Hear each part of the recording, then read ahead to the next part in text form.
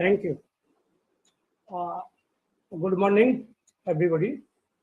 Respected, distinguished resource person, honorable dignitaries, dear colleague, research scholars, affectionate students.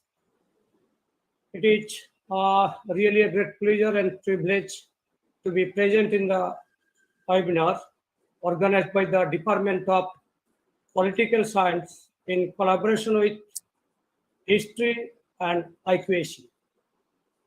Being the head of the institute, I must congratulate the teachers of the Department of Political Science and History, especially Professors Dektonu Maji, the convener of the webinars, and Dr. Shamin Rahman Biswas, joint convener of the webinars, as they have taken initiative to organize the webinar. First of all, I, on behalf of Institute, must welcome the respected research person, Mr. Samir Kumar Mitro, former Deputy Inspector General, BSF, and Professor Saresh Kumar Bharma, former Professor and HOD, Department of Political Science, Jadavpur University. I would be immensely grateful as they have responded to our invitation despite their busy schedule. I convey my best wishes to our governing body president, Dr. Sudip Rai, and all governing body members for moral support to organize the webinars. I do hope that our participants would reap a sound harvest from the day's discussion. I firmly believe that day's discussion will be interesting and interactive one. The survey of the day's speech and reciprocal discussion, I do hope, would further illumine the minds of the teachers and all. I wish a warm success of the day's webinar. Once again, thanking you all.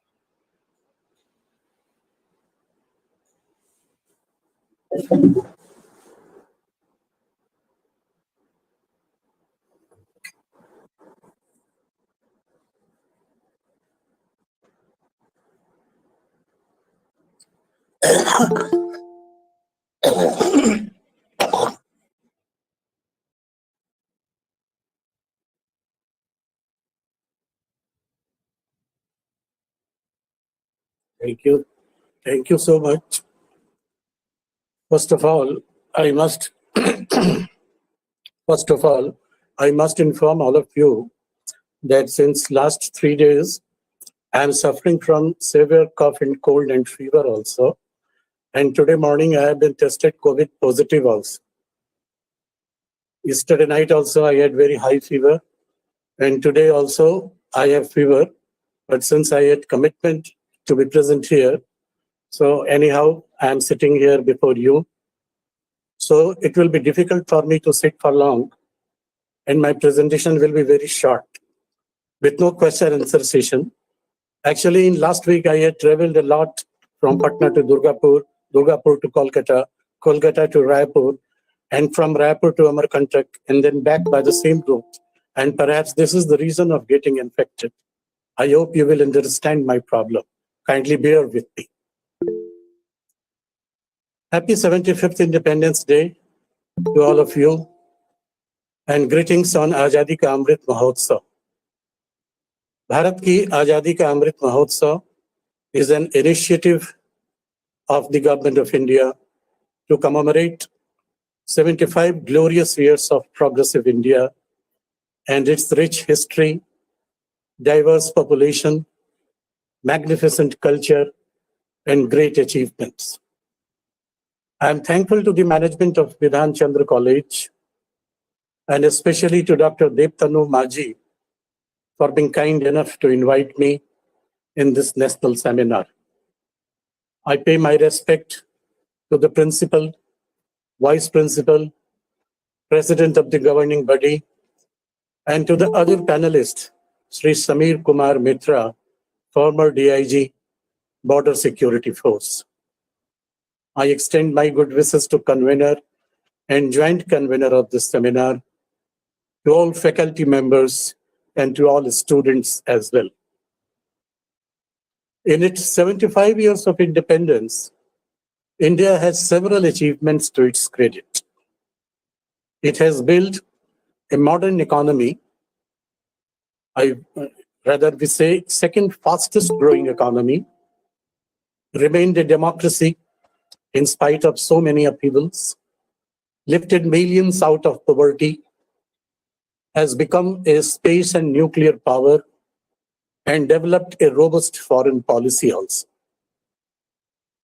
India has paced with the times. It has made Herculean efforts to change its old and discredited image. Till the 1970s, India was considered to be a land of famines, droughts, beggars, and snake charmers. But in the last 3 or 4 decades, it has made tremendous progress in all fields, in all areas. India's economic and industrial might has been universally recognized, and now India is being counted as one of the fastest emerging economies of the world. In the 1960s, we had to depend on the mercy of the Western countries to survive, but now we are self-sufficient in food. India has emerged as the second largest paddy producer in the world. It is the second largest sugar producer as well. Mechanization of agriculture and green revolution has led to the self-sufficiency despite the rapid increase in population.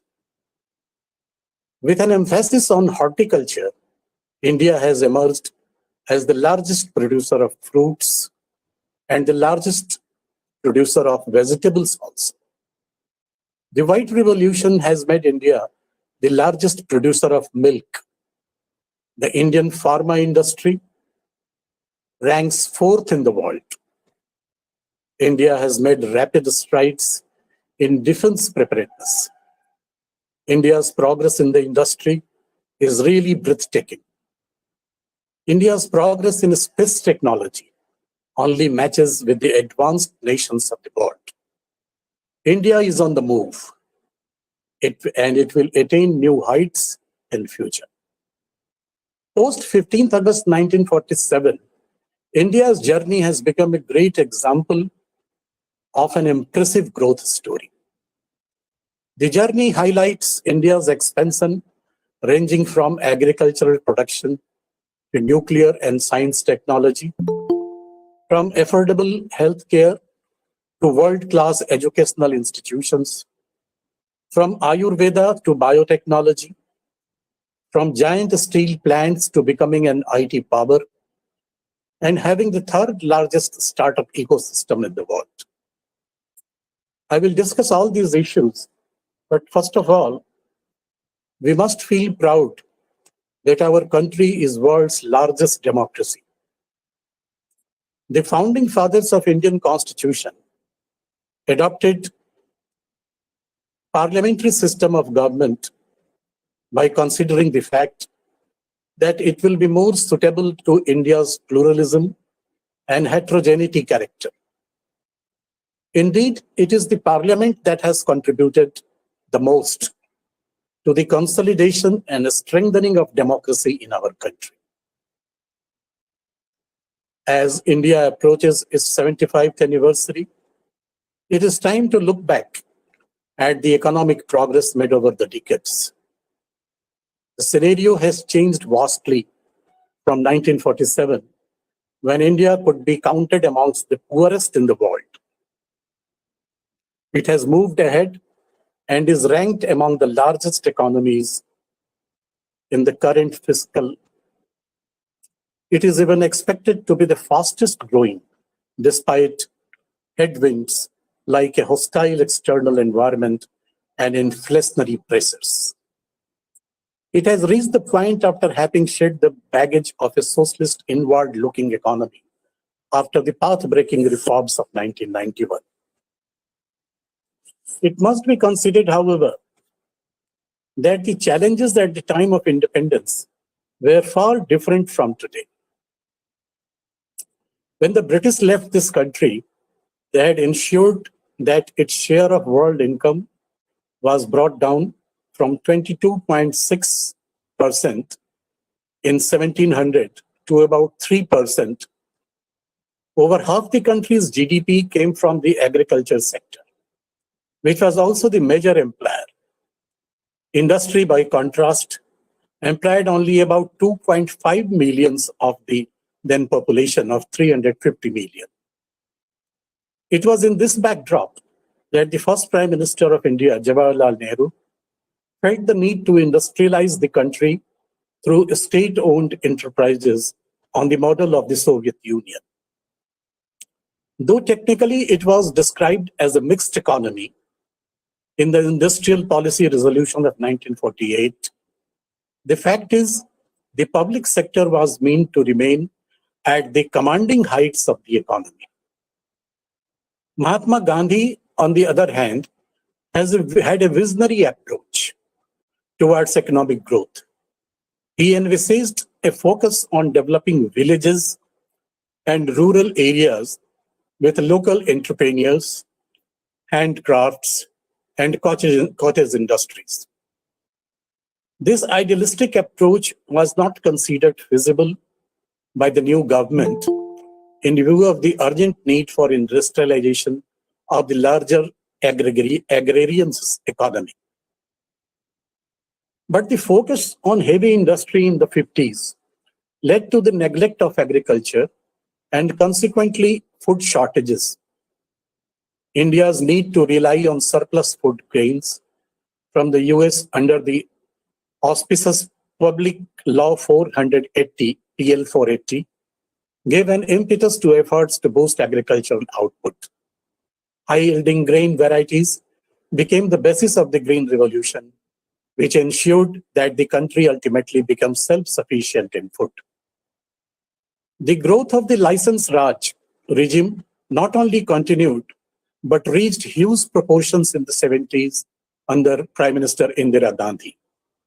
Some of the measures she took, however, were a response to the challenges of the time. For instance, bank nationalization came after many private banks had collapsed, causing severe hardship to depositors. It was actually the first step towards financial inclusion, as ordinary citizens could open accounts with only a small amount of money. Even the nationalization of oil companies was a move towards ensuring the country's strategic security in hydrocarbons in the long run. The takeover of Sikh private companies, on the other hand, was a colossal error as it saddled the country with huge financial liabilities for decades. These policies, however, could not give India the spurt in growth needed to bring millions out of the poverty trap. It was with the advent of the Narasimha Rao regime that the tide turned for the country. The reforms launched by his finance minister, Dr. Manmohan Singh, in 1991 pushed growth from the level of 3 to 4% to an unprecedented 7 to 8% from the mid-90s. The industrial liberalization process and relaxation of import controls gave a spurt in all segments of the economy. The process was deepened during the Vajpayee era, when privatization was carried out of a wide range of public enterprises. The challenges being faced now are very different from those of the time of independence, or even those when reforms were launched in 1991. The economy is indeed much stronger, though growth rates have declined ever. But India has the distinction of becoming the world's sixth largest economy in terms of nominal GDP. It has a world-class IT industry and has become the third largest center for creation of unicorns, the billion-dollar companies. At the same time, the scenario right now is not bright given the state of the global economy. The Ukraine conflict has led to disruptions of global supply chains that have had ripple effects in all countries, including India. Prices of key metals and critical components have risen, while shortage of semiconductors have slowed down manufacturing in a wide range of goods. International crude oil markets have shown a steep rise ever since the war began, though there seems to finally be some cooling down with prices ranging around $100 per barrel now. These factors have led to inflationary pressure on the economy. And this is reflective of rising inflation all over the world, with even the US and Europe recording record levels, even higher than in India. Growth has naturally slowed down globally, with central banks everywhere tightening rates. The US has even had 2 quarters of negative growth, indicating that recession is on the way. India is not immune to the global upheaval, yet it has been able to contain inflation better than many developed economies. It also has sizable foreign exchange reserves and relatively the economy low foreign debt that is giving the economy enough resilience to ensure that there is minimal impact of external headwinds.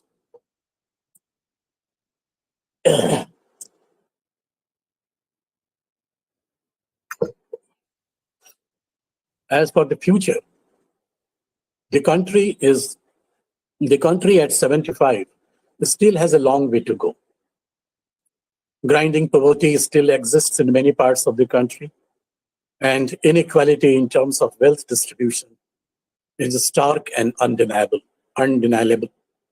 There is a wide digital divide that needs to be bridged to ensure that all are included in the ambit of development.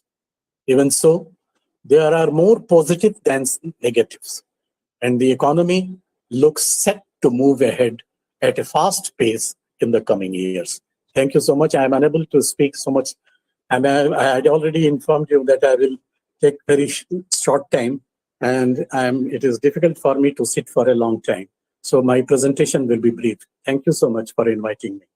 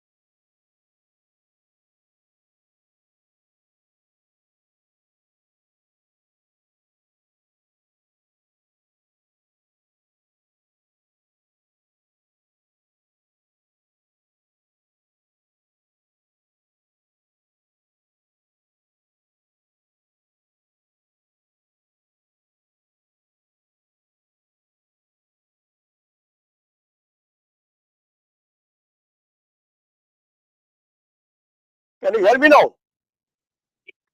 Ah, acha. So, can I start now? Acha. Okay, okay. Good afternoon, ladies and gentlemen who are present in this webinar. In fact, I had a very busy schedule, but since Deptano, the young, energetic professor of your college, invited me to speak, so I had no other option but to cancel a couple of the panel discussion in the live in various channels to honor the Deptano's request. I have heard Professor Saroj Kumar, very, very illustrative and enlightening deliberations. But unfortunately, I don't have any kind of sort of scripted presentation. I speak whatever I feel, and I feel why the things should be highlighted during our 75 years of glorious or otherwise journey till today. I feel today a day of certainly celebration, but at the same time, probably the day of independence is a day when we should also introspect in retrospect. Today, the India is an independent country after throwing the British colonial this legacy from the soil of India. This is the day when I feel that everyone, every true Indian must remember those selfless souls who have sacrificed their lives irrespective of their caste, creed and class. It reminds me that Rabindranath Tagore এসেছে আদেশ এবারের বন্দরে বন্ধন কাল এবারের মতো হলো শেষ. For them family was secondary, for them comfort has no priority, their only Bharat Matar Shadhinata, and they achieved it. So I feel, and what I do is I remember those people but for whom India probably would have continued under the British colonial rule. But today, whenever I get a chance to speak, I always tell that it is a day of introspection. Are we really been able to live up to the expectation of those people who have offered their supreme sacrifice to hoist the Tiranga, the Ghar Ghar Tiranga or Tiranga? But probably not. How many people we really have remembered today? Those people, be it Netaji Subhash Chandra Bose, be it Bhagat Singh, be it Khudiram Basu, like many, many hundreds. I do not know whether any of you had the experience of having the so-called anarchist, as the British and the dalals of British used to mention them, from their family either died or killed by the British, or they were lodged in the cellular jail in Andamans. Because I know how much suffering it is after my uncle, our kaka, he was released from cellular jail. When I grew up, I sat one day with him. I said, Kaku, ki hoyechilo? Because he was most of the time he was lodged in the jails. I do not think, even the Shahid family that we call, how many people have gone to those families? Do they remember them? Be it at the government level, be it at the local level? No. I have been serving my motherland for 39 years, one of the longest probably serving at every frontier of my country. And we consider the my country, my motherland is the second mother. Because I say that I have got two mothers. One, my biological mother who gave me birth, grew up and prepared me to serve my country. And my second mother is my motherland, on whom I took an oath that till the last drop of blood and last round of bullet, I will not allow my motherland or my tricolor to be dishonored by any enemy.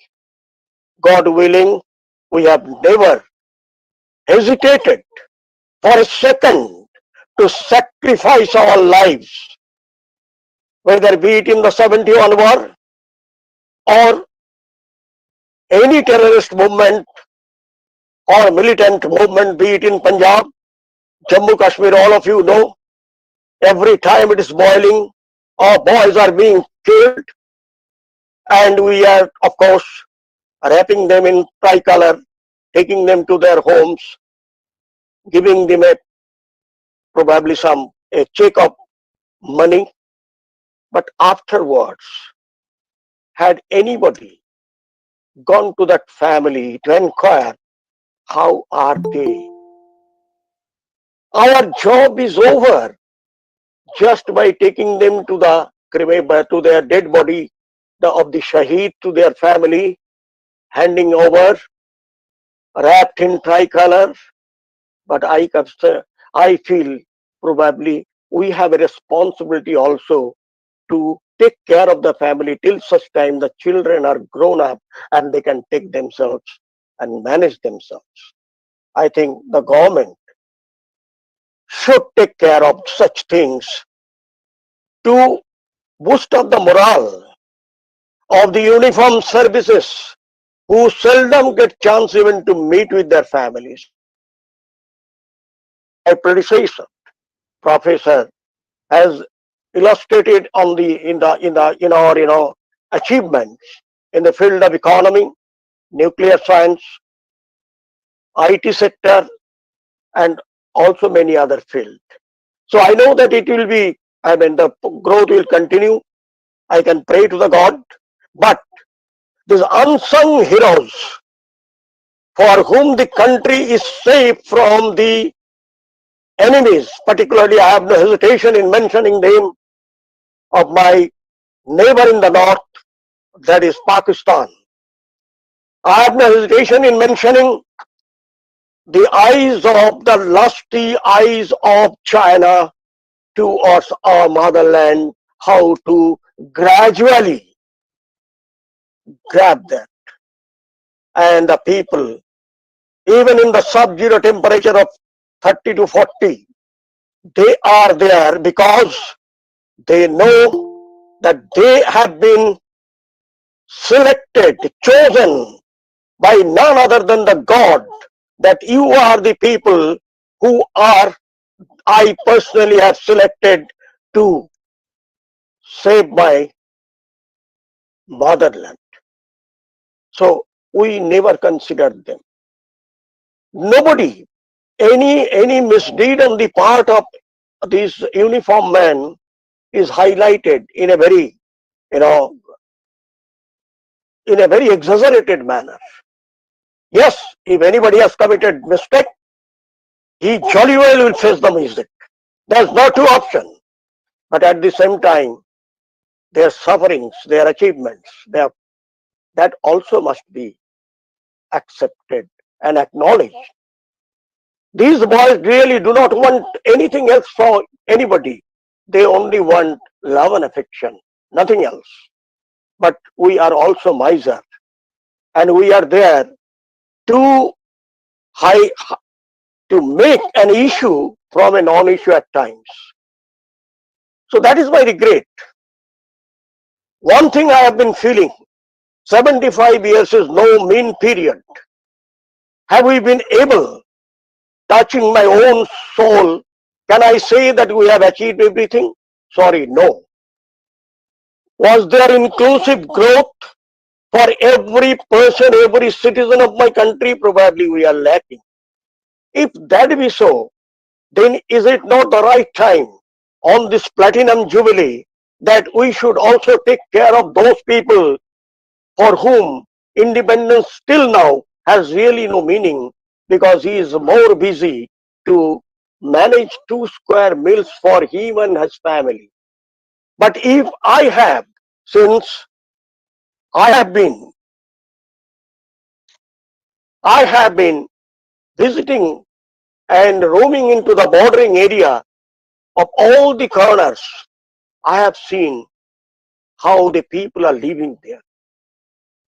The marginalized section continues to remain marginalized. The poor continues to remain poor. Then where is the independence for them? I am celebrating independence because I have no probably immediate problem to live a reasonably decent life. But is it the end? Should we not consider the people who also contribute in the growth of the nation? Should we not consider?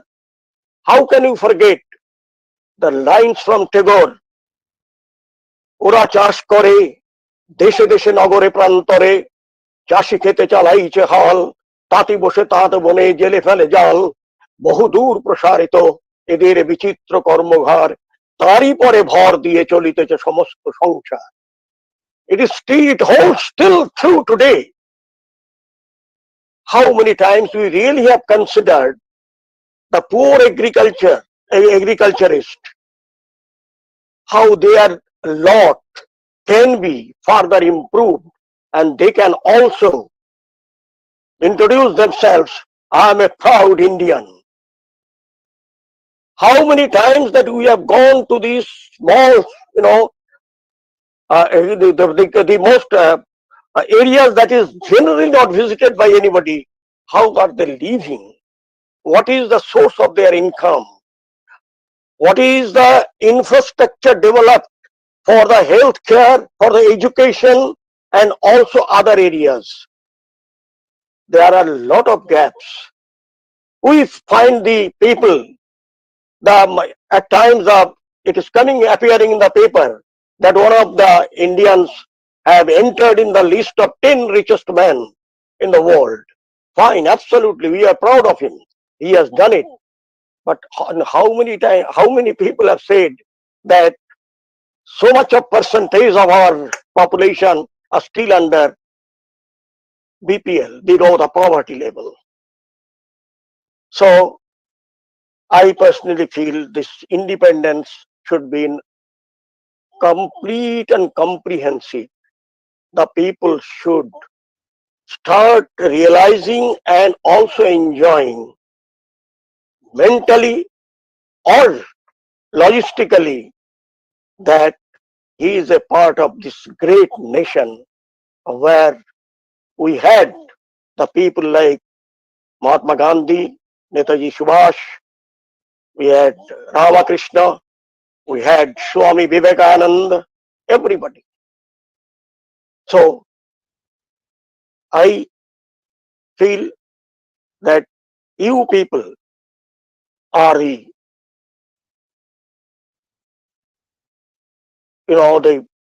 torch bearer of the next gen. The country looks up to you.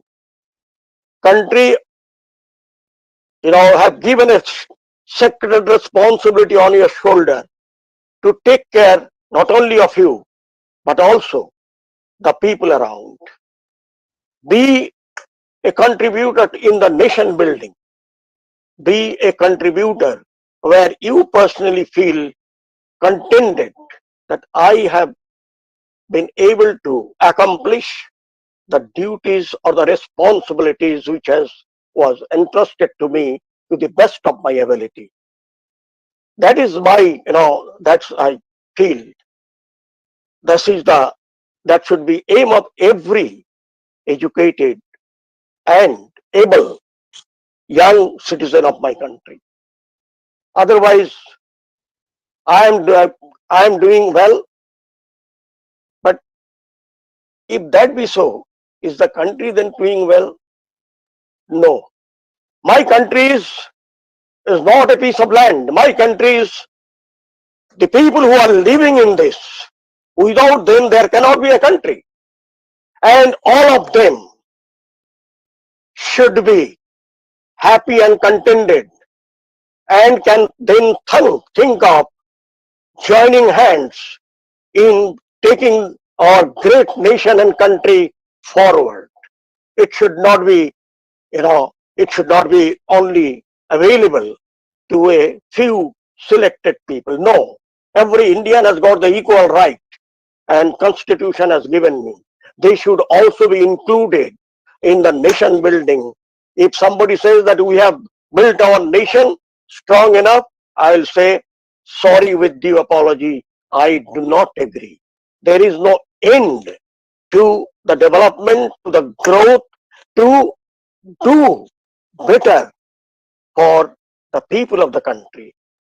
Today, yes, we are a growing economy. Today, we have got a big market. Today, we can at least stand up and say, sorry, I do not agree with you. But at the same time, we should be able to say that my country does not need anybody's succor or help or contribution or donation. We are sufficient enough, and not only that, we are in a position to help my neighboring country whenever they need our support. Because without the neighboring countries, until and unless they are satisfied, they are contented, they are happy, our security system may not be complete. Because it is no longer that within my geographical boundary of my country, but we should also be able to come forward whenever there is any need or request, particularly in the crisis situation or the disastrous situation, but also greater interaction so that the countries also know that there are, my neighbor is always, being a big country, always concerned about us and has demonstrated their will, not that only promises. So, gentlemen and ladies, I think, sorry, I should have said the ladies and gentlemen, that we are all proud Indians. Make the country proud of your achievements, not only personally in the larger field. Include the people who are little or least privileged in the society. Let them also have a feel of the independence. And I am sure, God willing, we will be one day, we will be able to build ourselves as a complete nation in every aspect, everywhere. Thank you very much, ladies and gentlemen, and my best wishes to all of you. Take care. COVID is still on the prowl. Take care against COVID, because an educated, committed, and responsible citizen, if we lose him, it is a great loss of the assets that we are building. As I say in my uniform service, that one man, one soldier is made by a lot of hardship and toil and loss of blood. So we cannot sacrifice them because of no reason. Similarly, you all are the the torchbearer of our country tomorrow and beyond. So I wish you everybody good luck, have a wonderful life, and take care of your aging parents. Thank you very much. Thank you, Devtanu, giving me an opportunity to speak on your webinar, as I did last year earlier also. Thank you. God bless.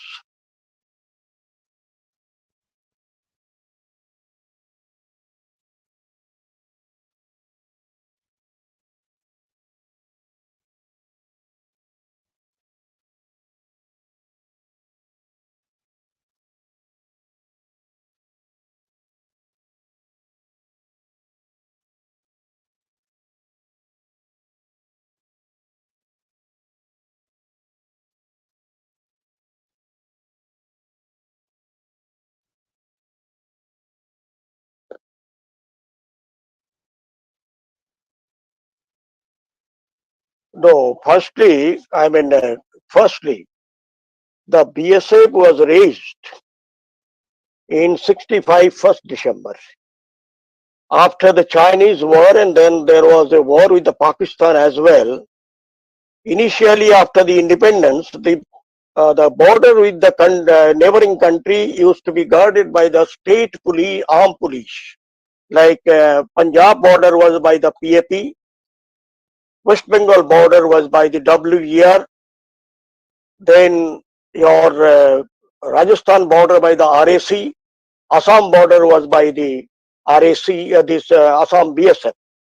Now, when the force was raised in 65, it was only 25 battalions of the armed battalions from the states and who are embodied into the BSF. So it was initially there was a lot of hiccups in the rain because I am from the first batch of the border security force joining this force, and on 6th of December 1966, the force was raised on 1st December 1965. And incidentally, my date of birth is also on 1st December 1945. Probably I was destined to join this newly raised force and serve it for 39 years. So the BSF, over a period of time,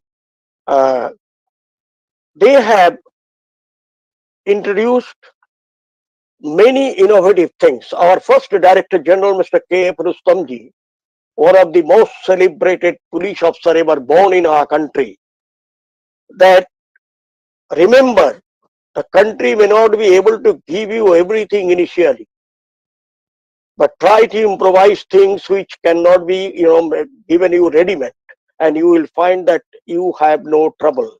But if you keep on telling, कि मेरे पास ये नहीं है, मेरे पास वो नहीं है, तुम्हारे पास सब कुछ मिलेगा, उसके बाद भी तुम बोलते रहोगे मेरे पास ये नहीं है. So try to innovate, and you will find a great satisfaction if you can achieve that. And we have really followed that. I personally, because I spend my life probably more than 10 years under canvas in various places. In the training area, it was Gwalior, or we have got the largest paramilitary force academy in the country, not only in the country, beyond.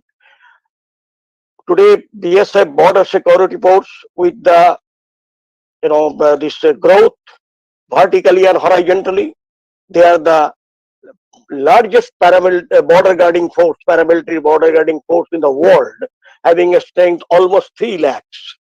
The total paramilitary force strength will be around 10 lakhs in the country today.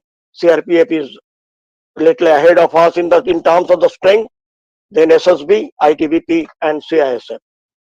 Now, the BSF, over a period of time, we have certainly there are many areas where the BSF has demonstrated their determination, their commitment, and their grit. We are only 5 years old when the 71 war was launched. And the 71 war, I remember, from the night 25th, 26th intervening night, the first surrender took place from my opposite by Pakistan BOP by a Subedar from Punjab regiment of, and it was night 2 o'clock. My Haldar major comes, and what was my accommodation? It was thatch hut, bamboo matting, and niche mitti. Or every day somebody will come and gobar se nipai hota tha hamara. So that is the life we have, and we have enjoyed every moment. Because it is your attitude and approach, how you look at it. The people with probably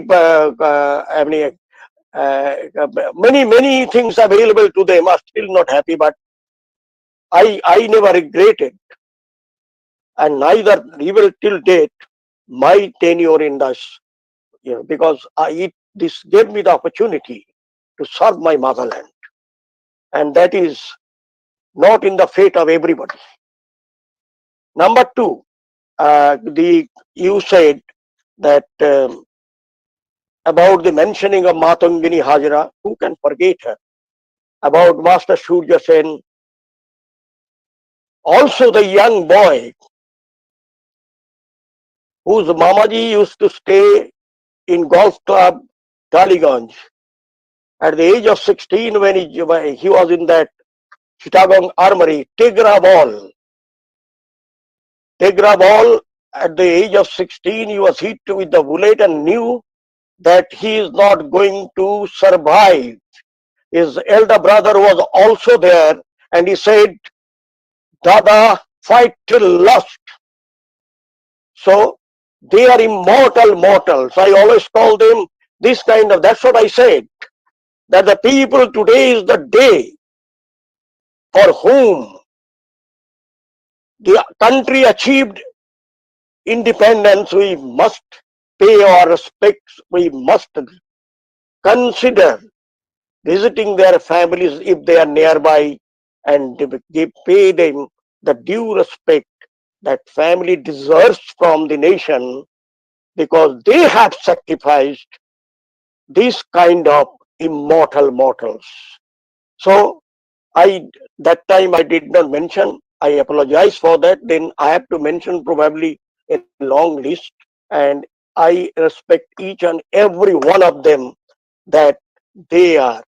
People may say the method was different, something, but the Britisher could understand the language of the tough and weapon. हथियार से उनको जवाब देना है. So that was these people shown, and I mean unparalleled courage. They have shown unparalleled patriotic mission. I don't think that anybody today's uh, you know environment can even think of it. There's nothing with them. Only thing was there, I must free my motherland from the clutches of the British colonial power. Anything else? Any question? One more question I can take, that's all.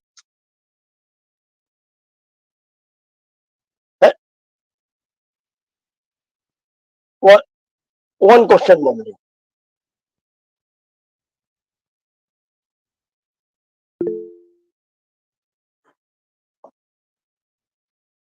So thank you very much all. I don't think that any more question. I enjoyed the deliberation. As I said that I don't consult any paper and otherwise. So in case if I said anything wrong, it's not intentional, and I am always prone to correction. You can correct me. Thank you very much, sir.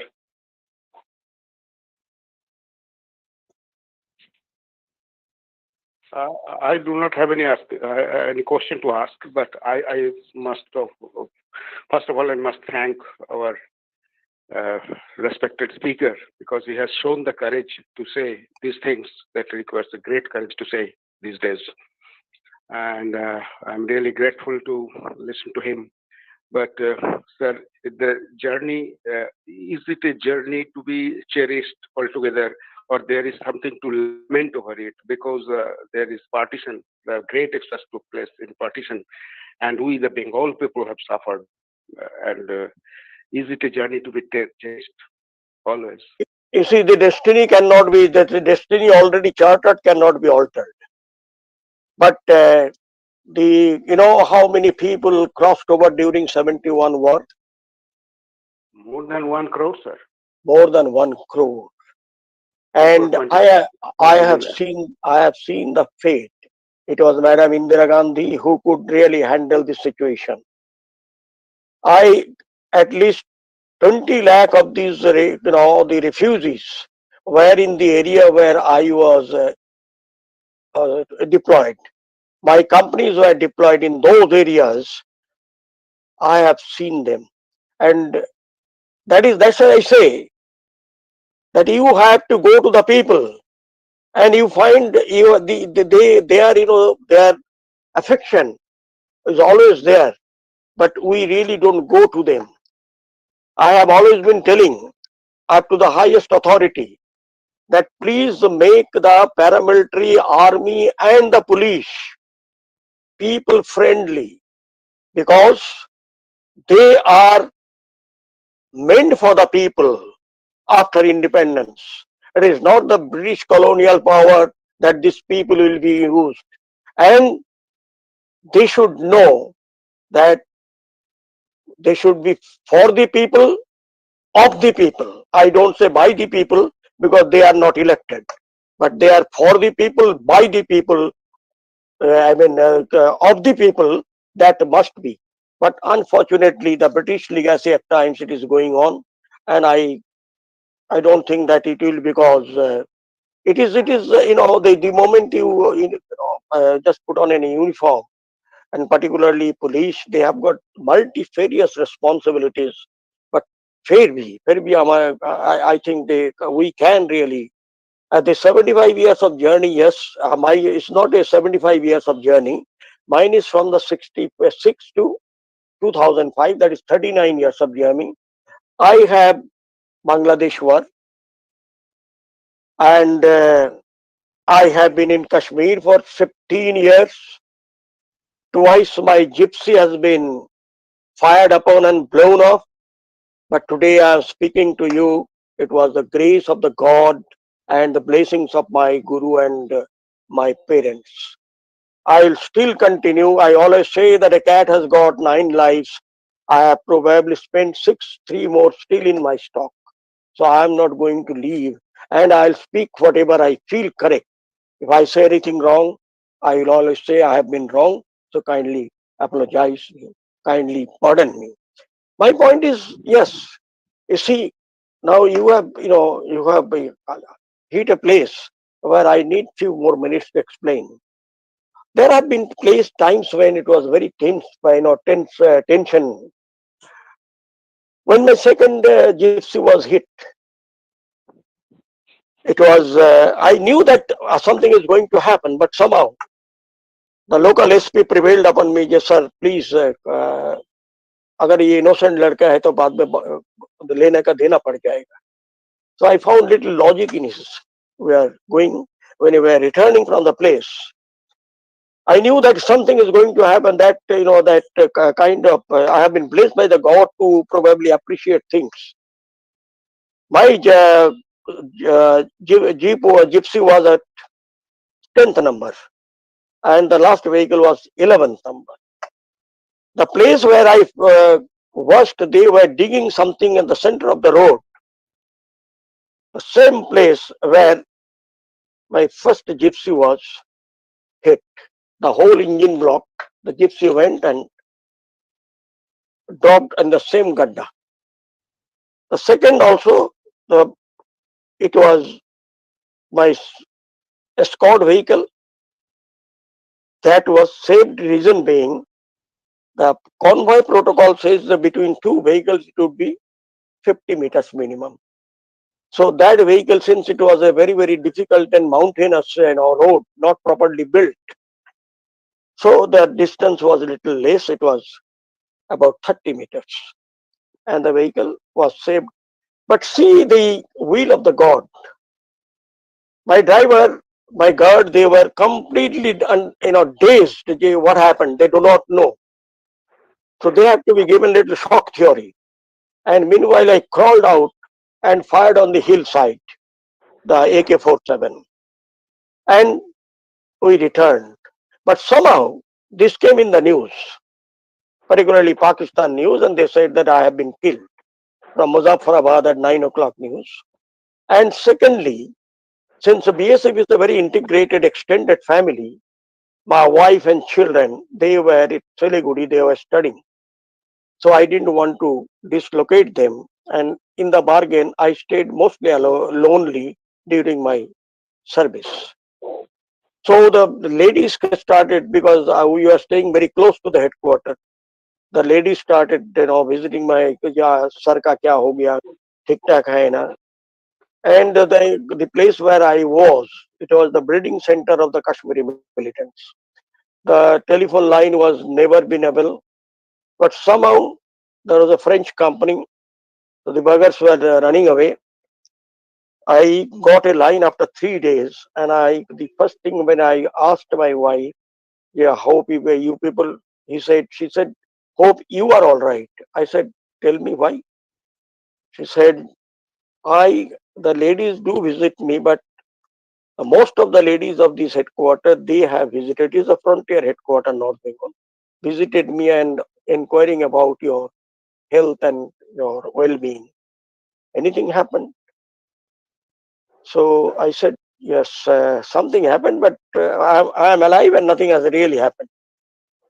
So I didn't want to elaborate it on telephone, which can be tapped by anybody. I said, you don't have to worry. God is there. Take care of the children and yourself and your parents. And I stayed there for another 1 year, or rather 2 years probably. So these are, this happened. Those days, yes, I had tension. I was stressed. I was distressed. But, well, it may happen to anybody else.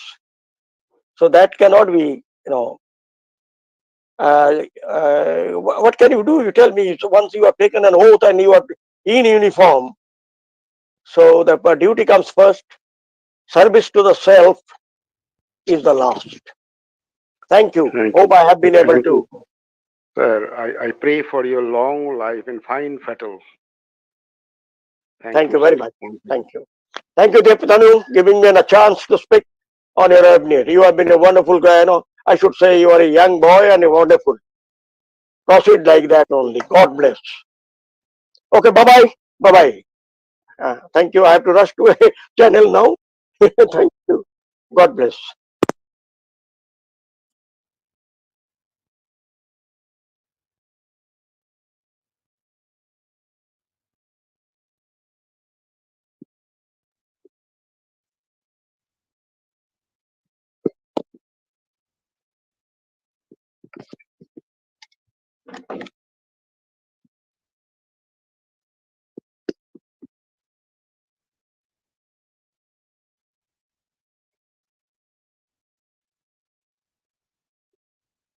बोल कौन बोल रहा है?